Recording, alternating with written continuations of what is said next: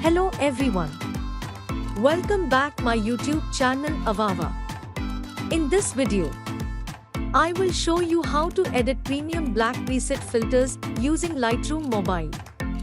Here are example photos before and after using this filter.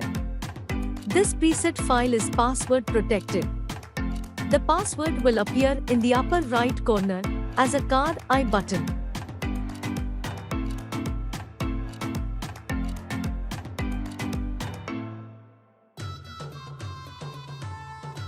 Let's get started.